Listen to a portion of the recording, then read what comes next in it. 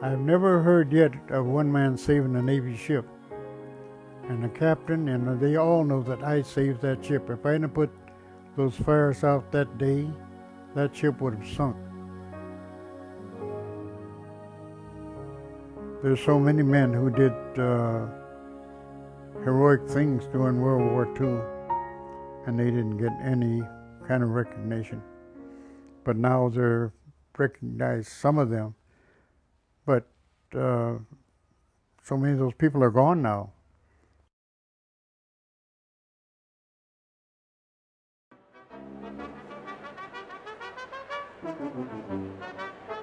Well, I knew it was going to happen because as they began to get the story going and talk to these other officers and so forth, they would send me letters and let me know what they were doing.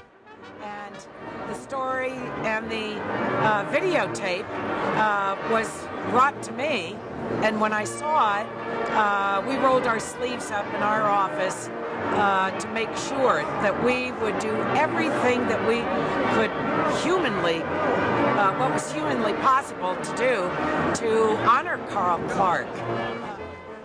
So that's how I knew that they were trying. And it took about 2 years before they finally convinced the people there in Washington, D.C.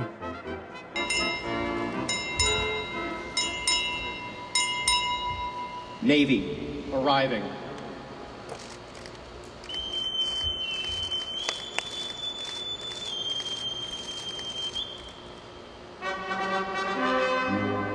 They didn't put any of this in my Navy records.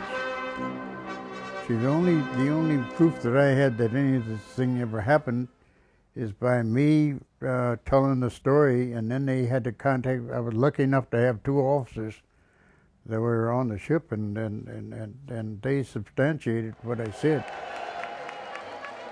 And as I say, I could feel the warmth of that whole crowd and everybody. And they didn't have to be there. They came there because of me. And I could never get over the fact that they came there because of me. They were giving me their love. And I could feel it.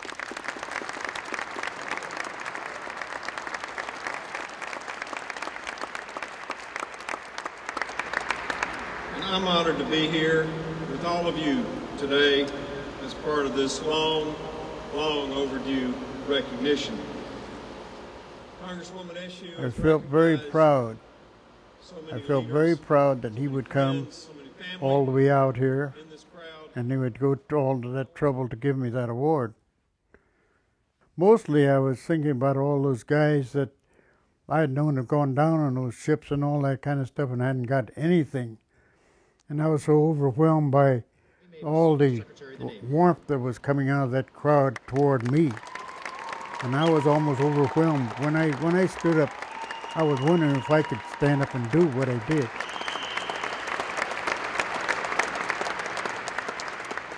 The circumstances the way it was, that's probably the highest that he could go.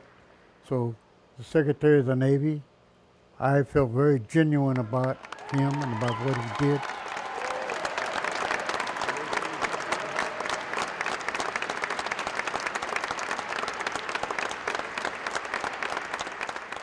Well, it showed me that the Navy had changed. That's one thing.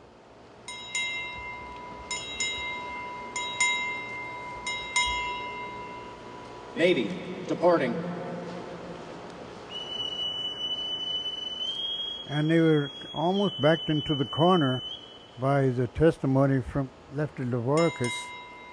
He's the one that says, go give Carl what he deserves. Member, United States Congress, departing.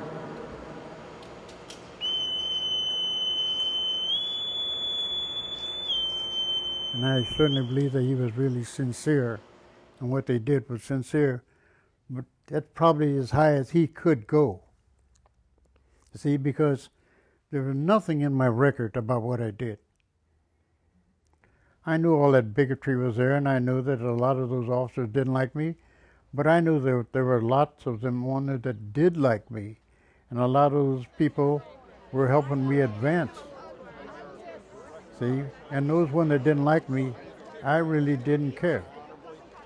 It doesn't matter how long it's been, that it's important that we recognize that service and that we honor those that.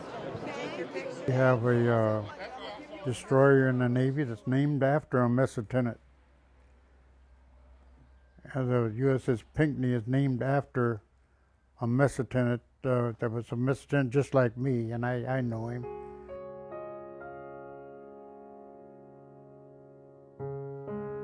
I doubt if they can fix anything about World War II, but they seem to be making some changes, progress.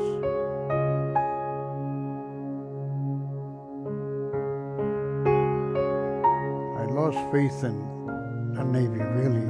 I still didn't have much faith in the Navy because I'd seen so many things that were so negative all the time that I was in there. And so I didn't think it would happen.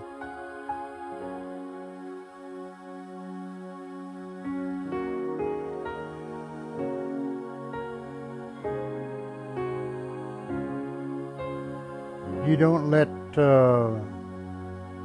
that bigotry, jealousy, hate, and all those things, they're too heavy to carry. So disregard them.